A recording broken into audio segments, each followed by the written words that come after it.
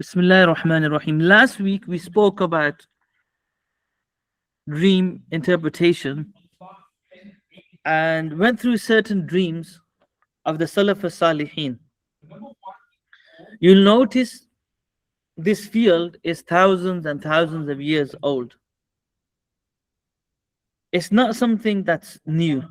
It is one of the most subtle fields out there, and it requires good temperament and good judgment to be able to interpret the dreams correctly. It's something that Allah subhanahu wa ta'ala blessed Yusuf alayhi salatu wasalam with, and so that's something we'll speak about later on during the course.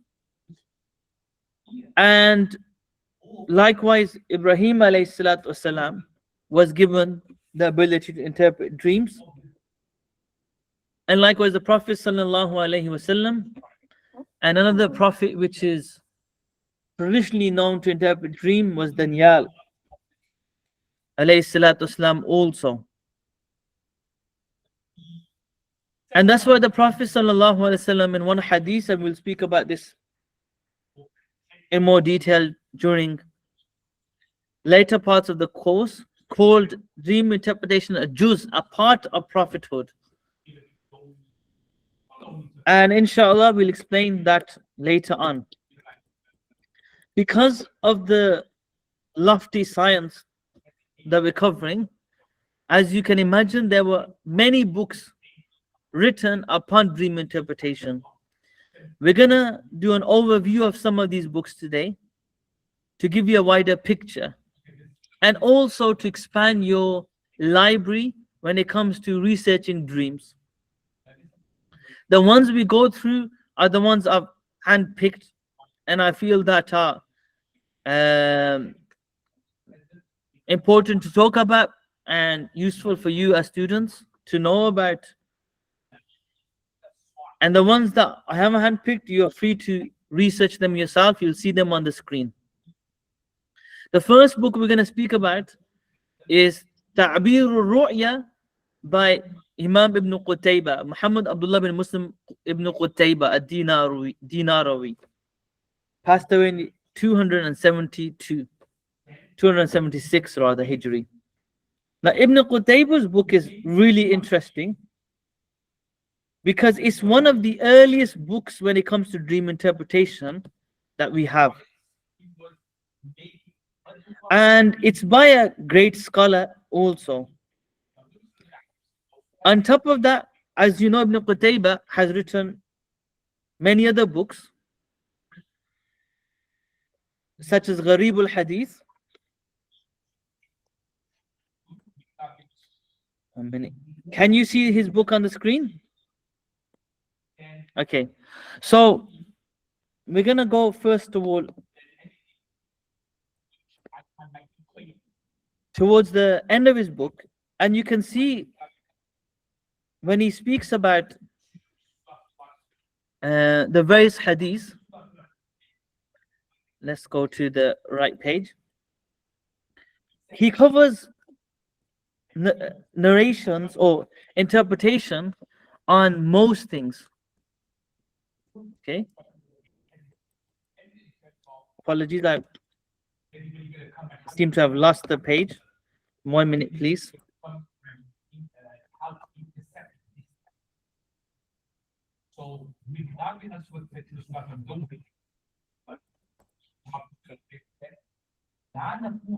Okay, let's just go to his book and show you, inshallah.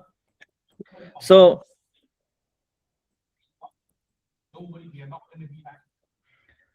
two, four, four. Some of the buttons don't seem to be working, so let's just go on to the example I wanted to share with you, inshallah.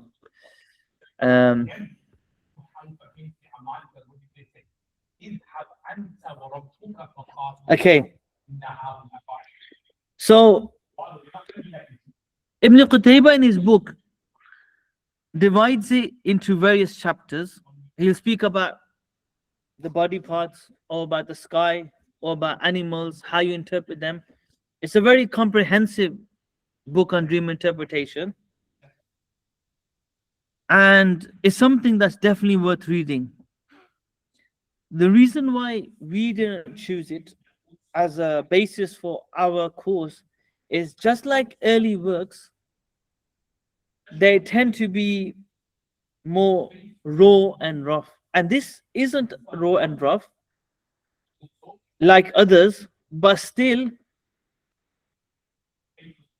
it's not suitable for be covered in a course, I felt, because there's content out there that's easier for us to go through, easier for your students to swallow. So as a first book, I felt it wasn't the best book to go through. But nevertheless, it's a very good book. At times it's really easy, at times it can get a bit more difficult. Here is an example of Babu Ru'atil Insan wa A'da'ihi. Here Ibn Qutayba mentions how to interpret a person. He mentioned الرجل المعروف وذلك رجل بعينه أو سميه أو شقيقه أو نذيره من الناس. That a man you know in a dream, if you see someone known in a dream, that dream refers to that man itself, or someone that's similar to him, or someone that is his like or his partner. فإن كان مجهولا وكان شابا فهو عدو. If this person that's unknown to you in a dream and is young, he's an enemy. وإن كان شيخا فهو جد. And if that person that's unknown in a dream is old, then it refers to a person's own status. And then he mentions a Jews refers to the dunya, an old woman refers to a dunya. He didn't expand here, but also seeing a known man can be your deeds, and we'll speak about that as well. Can refer to your deeds and actions. So the book is good in covering certain aspects of dream interpretation, but then there are blatant interpretations that are just not mentioned in this book, such as seeing a man can refer to one's deeds. And there's many dreams I've interpreted where I've given it as it refers to your deeds. And there's authentic hadith of the Prophet ﷺ that tells us that also, that our deeds will come in the form of a man, good or bad, in our graves. Yet it's not mentioned here by Ibn Qutayba. And that's because, as good as this book is, remember the early works sometimes lack the comprehensive nature. So they'll get into great detail here, but they might miss out a comprehensive nature elsewhere. But overall, it is a brilliant book of dream interpretation. Here then he mentions the hadith where an old woman was seen in the dream. The Prophet said that is the dunya. Now, I wanted to show you the different chapters in there, but this doesn't cover all of them. Yeah, here they are. So, for example, page 223, the dream interpretation of seeing day of judgment, hell or hellfire. 257, marriage, for example. 267, seeing hills and mountains. 269, seeing rains and so on. 293, seeing the floor and ground. 300, seeing jewelry and metal. So it's a very comprehensive book. But in regards to each thing there may be one or two things that are part of dream interpretation as a symbol for that object, but it's not mentioned in this book. But overall, alhamdulillah, it's a brilliant book. And you can use it. It's a strong book that you can use and rely upon. And when it comes to dream interpretation, of course, later on explain to you the value of using books, because the field is beyond books. You need practical teaching, but we'll do that anyway, inshallah. The next book we're going to cover is Al-Badr al-Munir fi Ilm al-Ta'bir by Shihab al-Abir Ahmed bin Abdul Rahman ibn al-Mun'im bin Sarul al-Maqdisi, known as Ibn Ni'mah. His book, Al-Badr al-Munir, as you know, as some of you know, is a book that I really like. Why? Because during the last year, 3 of you asked me about a book of dream interpretation, one we have in front of us, and this is the book I recommended. What makes this book beautiful and amazing and a brilliant first book is it covers like Ibn Qutayba does, different things. So let's go to the end chapters to show you different things, what they mean. He'll cover what animals mean, for example, page 275, 336, what clothes mean, what seeing humans mean, what seeing the Day of Judgment means. He covers everything in really good detail. And then he gives what it can possibly be. So what the thing is and what it can mean in dream interpretation.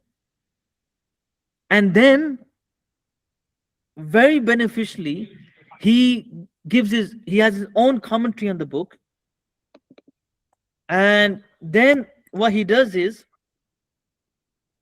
he expands further on what he said in the matan. So here, for example, when it comes to what teeth mean, al-asnan, he'll mention what it means and then he'll give further his own commentary. And in the commentary, often he mentions that dreams that he's interpreted from students or people that came to him. So it's really beneficial. It covers the dream interpretation, it covers the usul, it covers the fiqh and the usul of dream interpretation. It's a really good book. The reason why we didn't choose it is because as good as it is,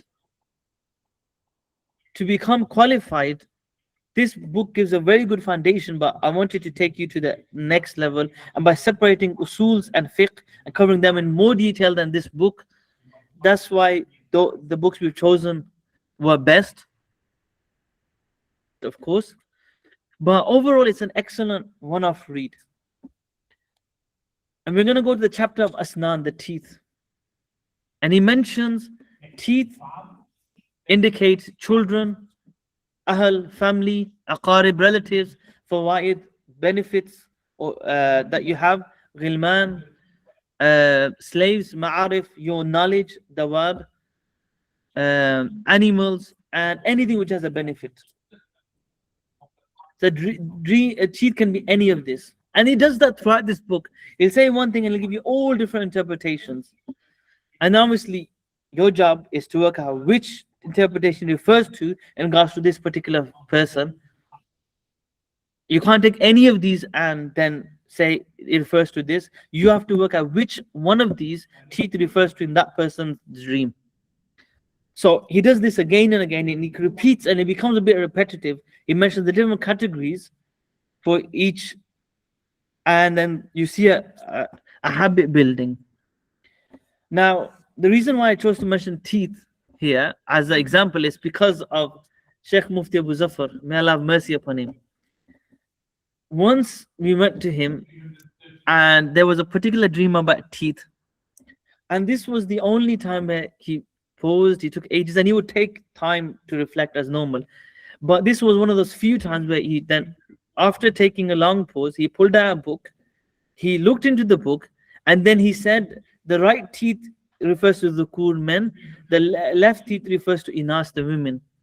And you don't find this in many books of dream interpretation, which makes it highly likely this is the book he may have pulled out. Allah knows best, because you will find in a few other books, but many of these books of dream interpretation don't mention that, you know, the right teeth refers to men, or the left teeth refers to the women, and the back molar teeth refers to the older people, and so on. And then he'll go on to mention that if you see these teeth to be good or strong, if you're single, that means you'll get married, or you'll get a benefit from the different categories that were mentioned before, from family, relatives, co-workers, servants. If they become black, or stale or they break, it means you're gonna have a problem in one of the people before. If one of these teeth fall out, it means that one of these previous people may die, or you may lose a benefit in regards to work, for example, or you may separate between them. So a person who's sick that sees a tooth, often it means death for that person, or it means that traveling and so on. And it gives various interpretations. Overall, I think it's a brilliant book, and it's a very useful book, inshallah. But if you want to go through in your own time, I would recommend going through it. The other thing worth pointing out about this book is sometimes you'll give interpretations that just don't make any sense. They don't fit in line with the usuls is mentioned. And you'll see that. And the reason being is because sometimes he's interpreting dreams based upon the person's personal scenario that he hasn't written in the book. And it's hard for you to know that. And because of that context, he's given an interpretation that you can just never work out yourself. So you'll get, off track sometimes, but bear that in mind. This is the reason. Okay, inshallah. So the third book we're gonna cover is تعطير الأنام في تعبير المنام by Abdul Ghani al-Nabulsi, rahimahullah. Now, this book is one of the most comprehensive book written in dream interpretation. It only says 470, but that's because of the print. Other prints would have it way longer. He was a great scholar from Sham, Syria, lived a few hundred years ago, and he was known to be a great Sufi saint also. His book تعطير الأنام في تفسير الأحلام is one of the most comprehensive books you'll find on dream interpretation. And in fact, is a base for the book that we are going to use when it comes to the fiqh of dream interpretation. The book we will use, inshallah, kind of summarizes what's in this book. But along with that, of course, we are using other sources to supplement the summary, because the summary itself is not good enough. تعطير الأنام في تفسير الأحلام, very quickly, and especially this day, is almost the go-to book for dream interpretation. It's comprehensive, in detail, and it has everything alphabetically. And that makes it very easy for students. When you've gone through it once, if you're unsure, you just find what you're looking for alphabetically and then do a recap easily. Whereas if it's based upon the traditional way, then it becomes harder to find what you're looking for exactly. I'm going to go through some of what is written as a sample, then I'll give some comments on the nature of the book itself. So, Al-Ab, the father, Allama al-Nabulsi mentions, generally speaking, is one of the best things a person can see in their dream, whether it's their father or grandfather or great-grandfather. And he mentions that if the father is someone that, if the person who's the dreamer is someone who's needy, when he sees his father, he gets rizq and sustenance from where he did not perceive. Or someone is good to him.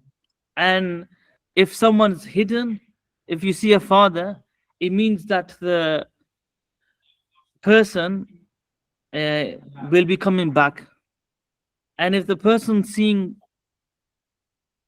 a father in a dream is ill, they'll be saved from the illness.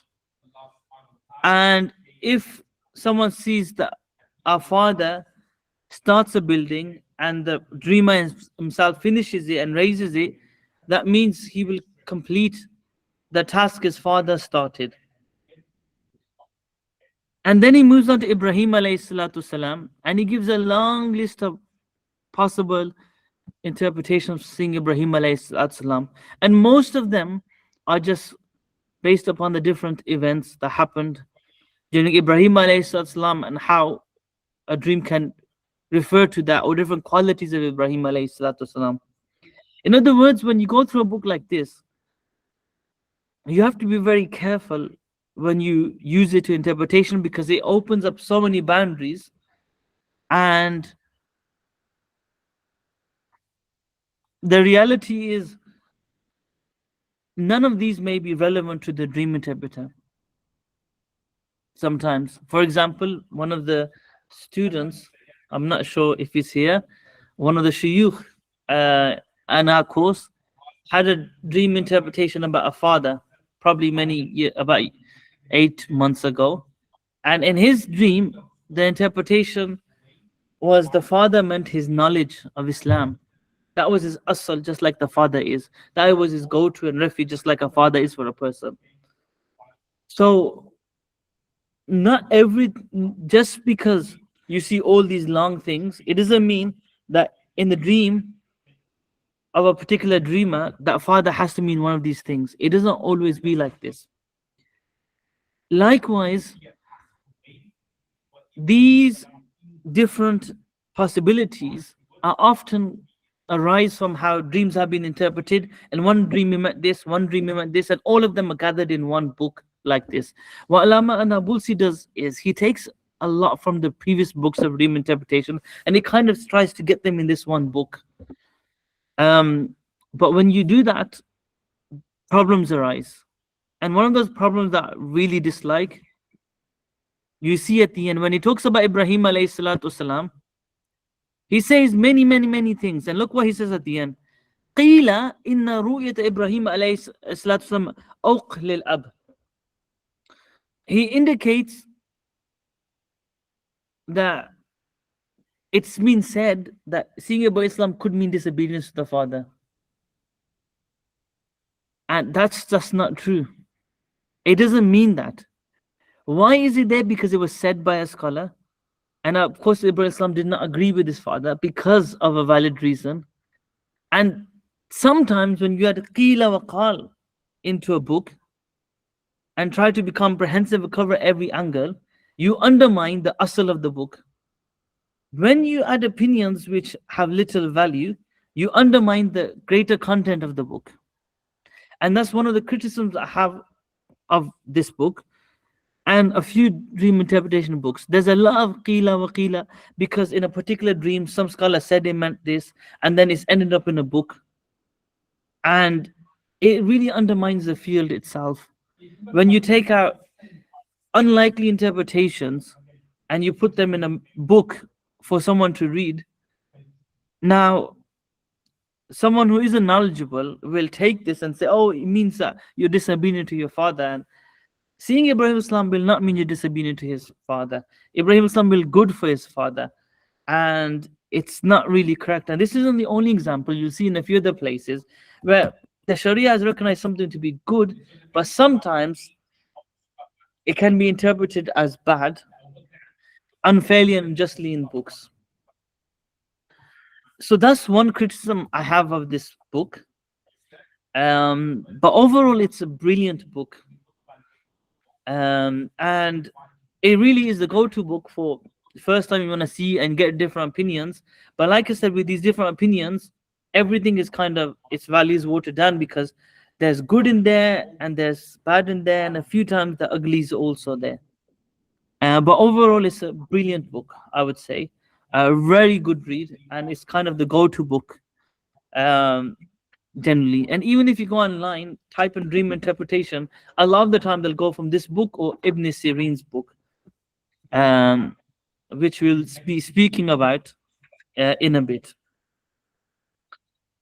The next book I want to cover is Al-Isharat fi Ilm al-Ibarat by Imam Khalil ibn Shahin al-Zahiri. This book by Ibn Shaheen, let's go through it, is one of my favorite books in dream interpretation. I really like it. It's really comprehensive. Look, it's 600 pages and it covers everything you can think of. Oh, let's go to the. So it divides into many, many babs, and anything you can think of, it covers really good. It's an excellent book. Um, some people criticize this book because Ibn Shaheen was a Zahiri, that some of the interpretations of his are too literal because of his manhaj. But from my personal reading of the book, actually, sometimes the dreams can be Zahiri and it makes sense to have them. So the criticism isn't always valid. Now, the page we're going to go through is this chapter, Seeing the Hair. Now, I want you to look at what he's saying about seeing the hair and what do you notice? I want you to look at the page and what do you notice?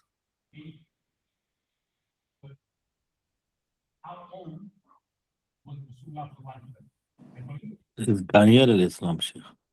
Yes, Danyal alayhi salatu islam. He's quoting Danyal alayhi salatu islam when it comes to dream interpretation. Now, Danyal alayhi salatu islam was known for dream interpretation, but where do you think he's getting that from? It was known amongst the scholars, the Persian scholars and surrounding scholars, that Danyal Islam interpreted certain dreams in certain ways, and those are found in his books. And it's not the only opinion. He quotes from different scholars. Danyal said this, Karmani said this, you'll see that. And not all of them are valid. So because it's such a comprehensive book, there are interpretations in there which are just incorrect. Because he's got them from sources that themselves are questionable. So that's one thing about the book which naturally you must keep an eye out for. But overall, the book's very comprehensive. So any you think about, there's a good chance you'll find it in this book. He says about seeing hair, whoever's hair are longer than they should be, that's a hum and gham, worry. If your hair in dreams longer than they should be, that's normally a worry and a concern. And if a woman sees that, normally it's decoration and zina and good for her. Long hair can also mean power. رؤية طول الشأن لمن يكون ملتمس بذات الفقر فلا بأس به. If a poor person sees long hair, it's actually a good thing, because being long hair means you're occupied. Normally a poor person isn't occupied, meaning something will come his way that will occupy him. So for him the dream becomes good. Then he quotes Ibn Sirin. He said that if you see your hair shaved, it's like this, and he gets into long detail. Overall, it's an excellent book. You'll see Kila a lot in there. You'll see quotes from Abu Sa'id al-Wa'id. We'll speak about him afterwards anyway. So overall, this book is excellent. I really like the book. But look how long he gets onto the hair. It's a very detailed explanation of hair. And then he gets onto the beard. Here, look, if you see your beard longer than it should be, normally that's qila deen wa nadama here. Yeah, it's a debt or remorse. And then he gets onto different qilas and qilas. Often, like I said, these qilas come from different dreams that have been interpreted in a certain way. So you must keep that in mind. And they're only applicable in some circumstances. You can't make them as general rules. The next book we're going to move on to is the most famous book in this field, in the Muslim world. The book of Ibn Sirin. And regarding... So can I ask one quick question on the hair? Is the color significant of the hair? It can be, yeah. Yes. A color... like gray. Long yeah, gray it hair. can be. Yeah, it can be. Long gray hair of a woman. Long gray hair of a young or middle-aged beautiful woman. Yes, it changes the dream, the hair. It may point towards, depending upon the context of the dream, some being wiser than the ages. It may be that they go into anxiety and they're constantly worried. So having gray hair obviously changes the interpretation. Okay. Next, this book of Ibn Sirin, and there's different versions of it, and we'll go through versions.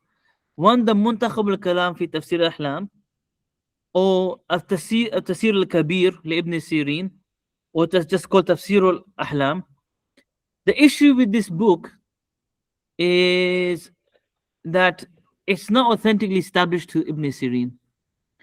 Not only is it authentically not established to Ibn Sirin, in a few minutes you'll come to realize it's authentically not established from him. And we'll go through that inshallah. Ibn al-Hayy al-Kanati Kitani, Ibn al-Hayy al-Kitani mentions that this is not authentically established to Ibn Sirin. Imam Zarkali in A'lam, very famous book, very famous scholar, also mentions not authentically established to Ibn Sirin. Ibn al-Qayyim in Turuq al-Hikmiyya also mentions not established to Ibn Sirin. Likewise, as you will come to see, Ibn Sirin in his book, in his apparent book, is quoting from people that were born 100 years after he passed away, which is physically impossible. He quotes from Ibn Qutayba, who passed away way after him, and many others. So obviously, it's not Ibn Sirin writing this. And whoever spoke about Ibn Sirin from the scholars generally did not attribute a book of dream interpretation to him. For example, Ibn Sa'd in Tabaqat mentioned certain dreams from him, but never mentioned he had a book. Khatib al-Baghdadi in Tariq Baghdad didn't mention that he had a book on dream interpretation. Imam Zahabi in Tariq al-Islam also says he does not have a book. And likewise, he mentions there's some things attributed to Ibn Sirin which are ajib. And he mentions that he had the help of Allah interpreting dreams, which is true. Ibn Sirin was one of the greatest first dream interpretation that ever lived. And most likely this is a compilation of those that came after him. What we're going to do is see a few examples and take it from there. So page 213 and 218 from the Muntakhab. So 213 and 218, remind me if I forget.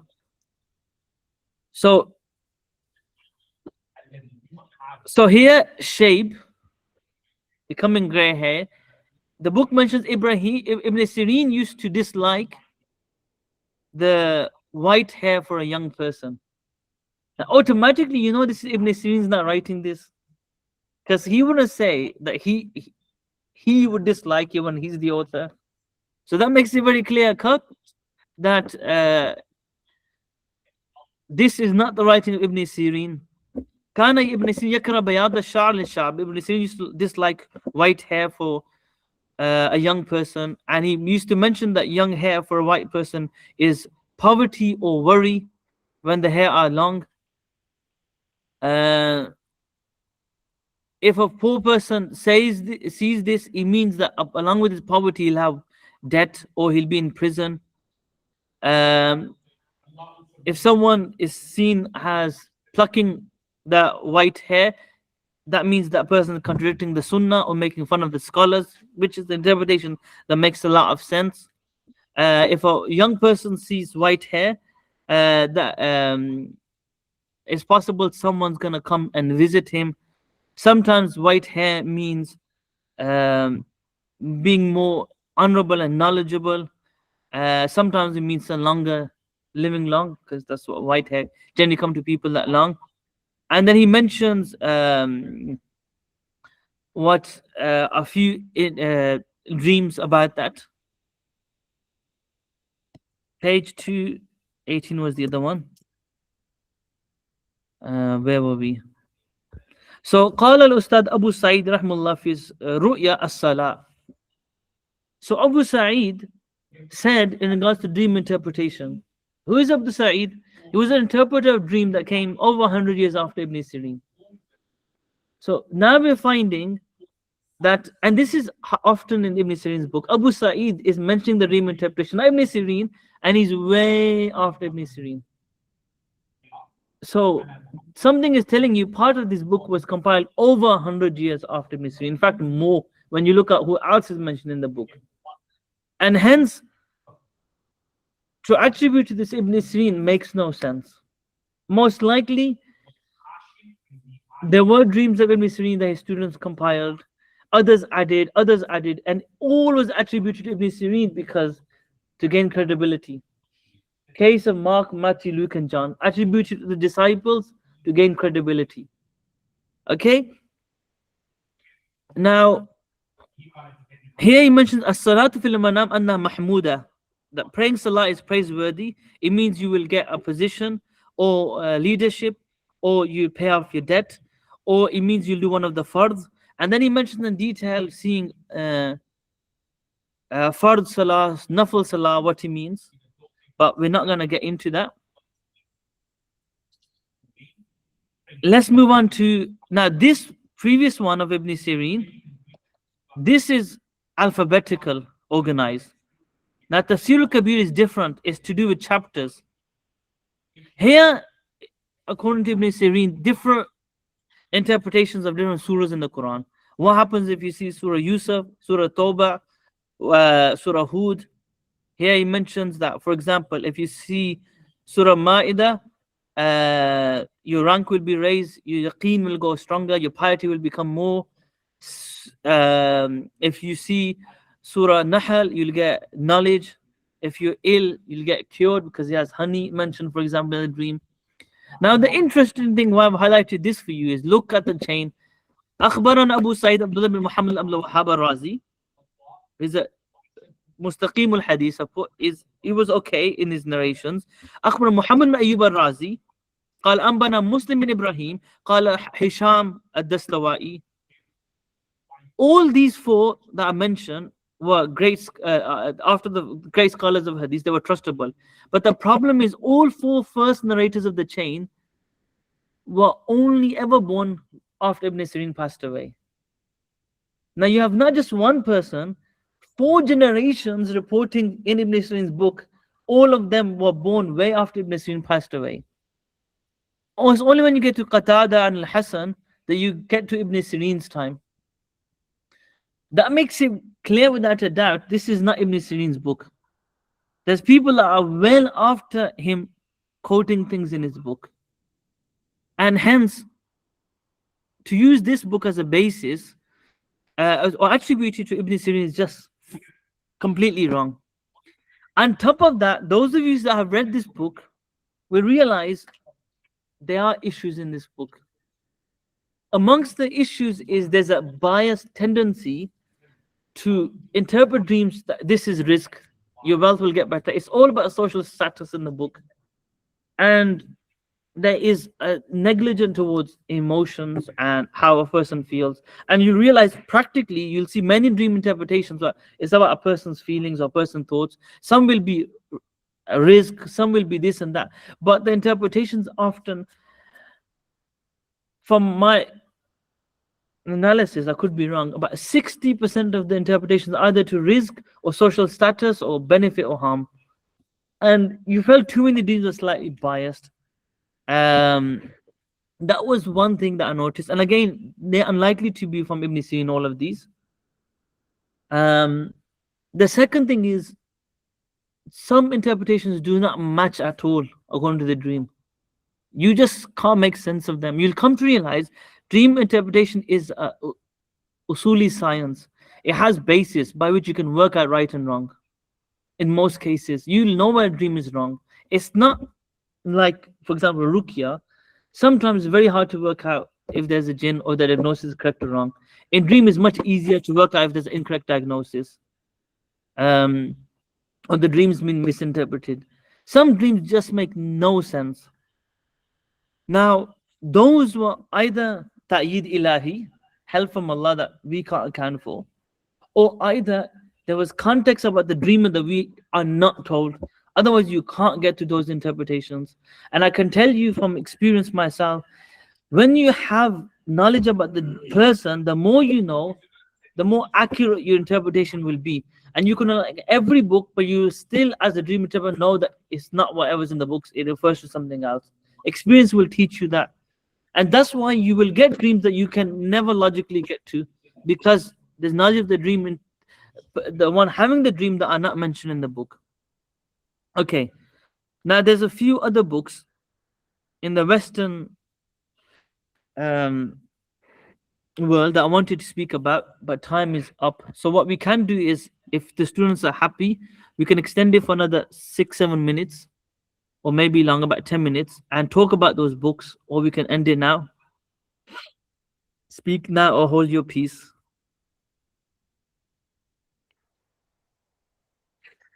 Thumb ups is mubham. I don't know what you mean. End it now. Inshallah, Sheikh. We can do 10 minutes, inshallah. Are you guys happy for just 10 more minutes? Ji Hazrat. Okay, inshallah. Okay, the other books I want to speak about are some books in the Western world. Many of us live in the West, so it's good for you to know some books in this field from the West as well, and how dreams were interpreted in the West. Now, in the West, there's 4 different types, manahij, when it comes to dream interpretation. And I'm gonna show you, go to 2 dreams, and how these 2 dreams are interpreted differently in the Western manhaj. So the first dream is a person climbing a staircase and suddenly slips. Simple dream. Climbing a staircase and suddenly slips. The second dream is a person eating a cake secretly. So the first approach is Sigmund Freud. You must have heard of him. He has a very famous book on dream interpretation. And Freud's approach is completely dalala and misguidance. We'll say off the bat. I love what he says is just complete nonsense. His philosophy on dream interpretation is dreams are hidden desires or childhood traumas. And that is true for a few dreams, but he generalizes and applies it to almost every dream. So he mentions how dreams are hidden urges, hidden desires, and so on. And the dreams come and reveal those hidden desires because you don't want to mention them in real life. And so in the ladder dream,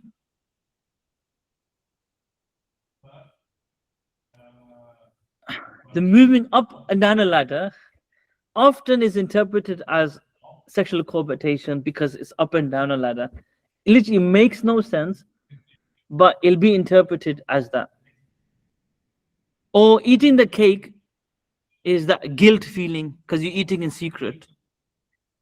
And what you're doing secretly, no, the society is not willing to accept. That's why you're eating the cake in secret.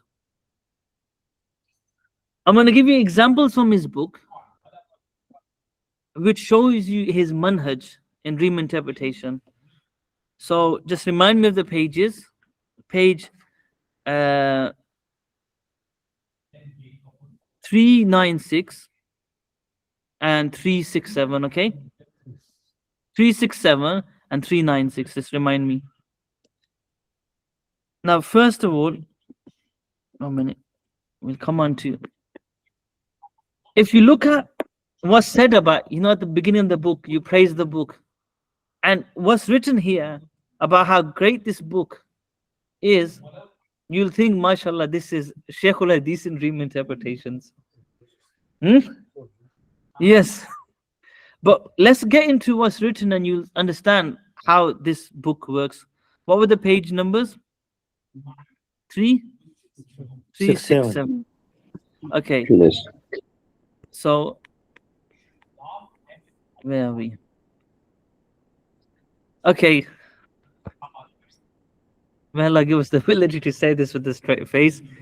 But any pointy object in his dream, whether it's a tree trunk or a stick or umbrella, refers to a man's erection. And whether it's long, sharp, knives, daggers, everything refers to that. Nails, anything that's got space in there, boxes, cases, chests, cupboards, ovens, all refers to the woman's private part. Now, this is generalization. Whenever you see this in dreams, this is what he's telling you should be interpreted. Rooms, women. Anytime you enter a room in a dream, it refers to doing that act with a woman. And this just makes no sense. It goes against the complete usuls of dream interpretation uh, throughout the world, not just in the Muslim world. This is just one example where it just does not add up how he's interpreting them. Next, the other one was 399. So let's go 399. 396. Yeah, I think in the book it appears as 399, but in the book is 396, but in our PDF comes as 399. Now, dental pain. We've spoken about tooth. So we mentioned what a teeth can mean in a dream. Can you guys remember? The right or left, Hazrat? Yeah. What can teeth mean in a dream? Hmm? Sorry? Family. Family? Anyone? Family members. Family members? Anything else? The right side was male Yes. and left side was female. What else? Slaves, children. Yes. Benefit? What else? What did you say? Benefiting you? Yes. Many things. According to Hazrat here, teeth refers to Na'udzubillah masturbation. Especially if it's seen by a young child that's reached bulugh age. Now, that makes no sense. The reality is, it seems that he lived in a society and he himself was a person that had desires that weren't fulfilled. And he, what's the word when projecting? That's his book is a projection of projecting whatever his desires were, and he generalized it. Somehow this book became the basis of dream interpretation in the West. Now, obviously, over time they went away from that because it doesn't make a lot of sense. Now, there are a few cases where actually, for some people who have a certain manhaj and certain thought, with a corrupt mind, some of his dreams actually make sense. But when you generalize and apply that to all dreams, that's simply like taking one fiqh principle and applying in every situation. It's just incorrect. Let's go to the other manahij. The second one was by Carl Jung. His process was more to do with dreams simply tell you where you lack balance in life. They give you unconscious messages to guide you. So every interpretation is to do with how you find a balance. So in the dream about the ladder, he falls off. The simple interpretation is, okay, you're trying to do something, but you don't have a balance in life. You're missing something in your life. The dream about the cake mentions again that there's a need in your life that's being ignored. So every dream is to do with having a balance. If you analyze his philosophy, the dreams show you what you're lacking in your life. All dreams come to that. And again, the reality is that is true for some people, especially with people anxiety will often see fearful dreams and so on, and we'll study them in detail. But again, to generalize that and apply that to all dreams is just incorrect. That's another example of when you have a philosophy, but it's so limited and then it passes a hukum upon everything else, you just get so many dreams wrong. And he does have a bias if you analyze his book. Everything's about balance. The third one is the one that's most common in the West now. If you go on YouTube and you go on certain like YouTube, internet, and you go these Western websites of dream interpretation, is the humanistic symbol language method, which is not too distant from the Muslim world. It means that everything has a symbolic meaning. And it's not like the previous method where it's hidden desires or a balance in life. You look at the symbol itself and what symbol does that have. So the focus is upon number one, the symbol you've seen. What is the symbol in the dream and how it fits in with a person's life. So climbing represents progress because you're climbing up a ladder, and slipping represents fear of failure. Eating a cake represents enjoyment and reward, and eating it secretly represents the fear of restriction, which makes sense, and it's actually a sensible approach. And for example, in his Eric Form's book, you'll find a dream about someone taking a car up the hill, but then the car engine fails. It means he's trying to do a task, but he's failing in it, which makes sense. So it's looks at the symbol instead of just the person's manhaj, and then links it to the person. So it's actually a decent method. The only problem with this method is its understanding of symbols. Sometimes it's correct, sometimes it's wrong. I can tell you from experience, some symbols, the Islamic scholars have mentioned things so beautifully that you could not imagine in their books.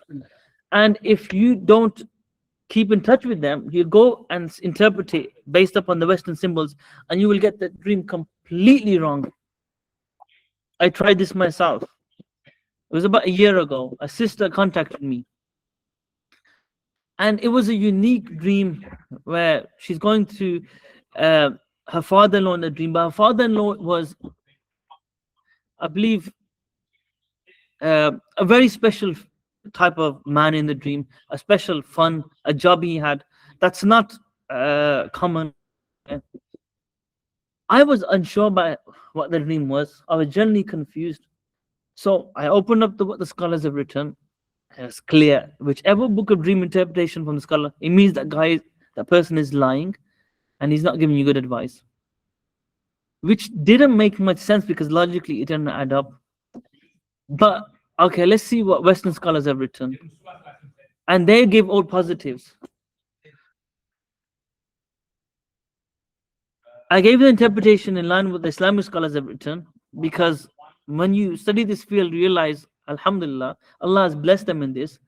And the interpretation was 100% dot on. And everything she said matched with the interpretation afterwards. And I kept thinking, subhanallah, how did they know this? It logically doesn't add up, some symbols. But Allah has given this ta'yid al-ilahi to some scholars, and they have written that in their books that allow us to understand dream interpretation.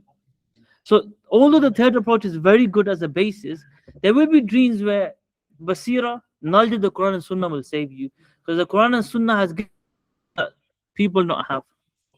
And with the third tool, you'll get lost. The third tool is also, if you put a dream, you'll find it like ChatGPT. They'll go by the third one. So they'll give you, this means this means that. Very similar. But again, it'll be completely wrong sometimes. Sometimes it'll be completely right. Sometimes it'll be completely off the mark. The fourth method is the most modern method. This scientific approach to dreams. And it simply says dreams have no meaning. In essence, the brain is simply processing your recent expressions, emotions, and feelings. Climbing up a ladder, you may have had an exhausting day, so you see yourself climbing up a ladder. You kind of see your teeth being grinding in a dream. It means you probably ate and you have some things left in your teeth, so in your brain realizes there were things left, so in the dream it grinds. That's all it means. Or eating a cake. You probably ate something before, or you were hungry before you were asleep and you saw a cake. So the modern scientific method means that dreams literally have no symbols. It's just your body showing you what you were doing during the day. Everything is hadithun nafs, basically. Okay, that's a summary of the manhaj of dream interpretations. And our manhaj, of course, is in line with the Quran and Sunnah and what the Islamic scholars have written. We take from what others have written, but only when it's in line with our usuls and our understanding. And it has some good and it has some bad. You'll come to realize what the Western philosophies are. They're beneficial here and there, but when applied, limited. If you generalize and apply them, you will make mistakes. But that can also be said for some of our books, like Ibn Sirin's parent book. We know it's not from him. If you apply that book, you'll make mistakes, because everything is risk almost, and that's not the case. You'll see through experience, inshallah.